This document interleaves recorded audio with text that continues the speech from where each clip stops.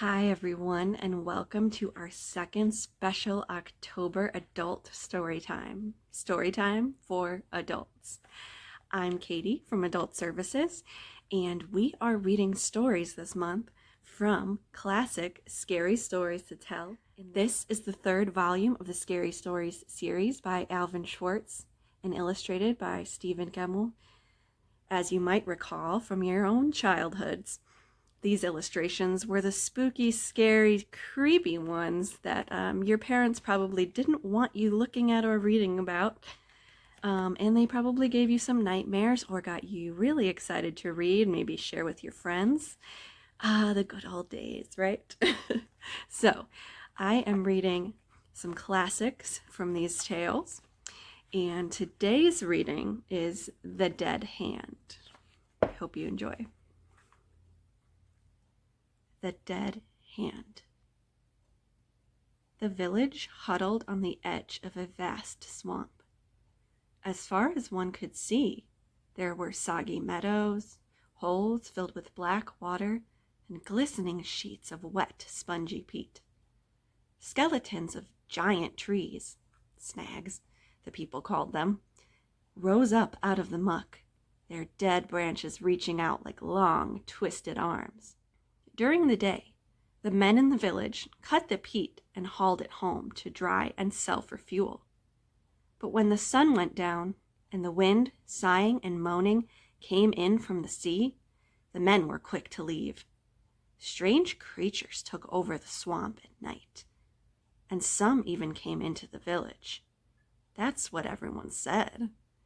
People were so afraid they would not go out alone after dark. Young Tom Pattison was the only person in the village who did not believe in these creatures. On his way home from work, he'd whisper to his friends, "There's one," and they would jump and run, and Tom would laugh and laugh. Finally, some of his friends turned on him. "If you know so much," they said, "go back into the swamp some night and see what comes out of it." "I'll do it," said Tom.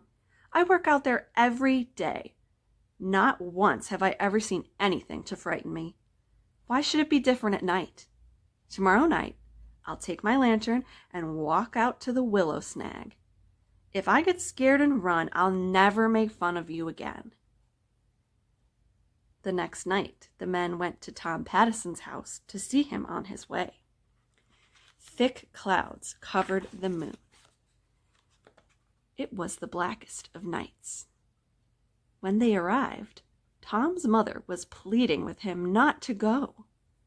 "I'll be all right," he said. "There's nothing to be afraid of. Don't be foolish like the rest." He took his lantern and, singing to himself, headed down the spongy path toward the willow snag. Some of the young men wondered if Tom wasn't right. Maybe they were afraid of things that did not exist. A few decided to follow him and see for themselves, but they stayed far behind in case he ran into trouble. They were sure they saw dark shapes moving about. But Tom's lantern kept bobbing up and down, and Tom's songs kept floating back to them, and nothing happened. Finally, they caught sight of the willow snag. There was Tom standing in a circle of light, looking this way and that. All of a sudden, the wind blew out his lantern, and Tom stopped singing. The men stood stock still in the blackness, waiting for something awful to happen. The clouds shifted, and the moon came out. There was Tom again. Only now he had his back pushed up against the willow snag, and he had his arms out in front of him, as if he were fighting something off. From where the men stood, it looked like dark shapes were swirling in around him. Then the clouds covered the moon again. Once more, it was as black as pitch. When the moon came out again, Tom was hanging on to the willow snag with one arm. His other arm was stretched out in front of him, as if something was pulling it. It looked to the men as if a rotting, moldy hand with no arm, a dead hand, had grabbed Tom's hand. With one final wrench, Whatever had hold of Tom jerked him into the muck. That's what the men said. When the clouds blotted out the moon once more, the men turned and ran through the blackness toward the village. Again and again they lost the path and fell into the muck and water holes. In the end, they crawled back on their hands and knees. But Tom Pattison was not with them. In the morning, the people searched everywhere for Tom. Finally, they gave him up for lost. A few weeks later, toward evening, the villagers heard a cry. It was Tom's mother. She was rushing down the path from the swamp, shouting and waving. When she was sure the villagers had spotted her, she turned and ran back. Off they went after her. They found young Tom Pattison by the willow snag, groaning and gibbering as if he had lost his mind. He kept pointing with one hand at something only he could see. Where his other hand should have been, there was nothing but a ragged stump oozing blood. The hand had been ripped clean off. Everybody said it was the dead hand that had done it. But nobody really knows. Nobody will ever know, except Tom Pattison. And he never spoke another word again.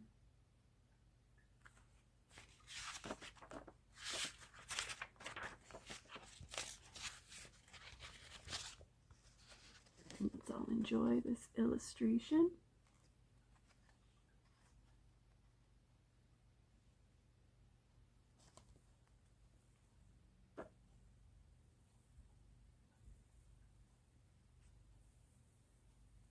Spooky Halloween. Ooh. I still remember getting nightmares as a kid reading these books with one of my best friends. I didn't have the books, but my friend had them, so we'd secretly read them at her house and scare ourselves silly. Oh, what fun. I hope you enjoyed tonight's story. There's still 2 more coming, so keep an eye out for those. And happy Halloween. Bye.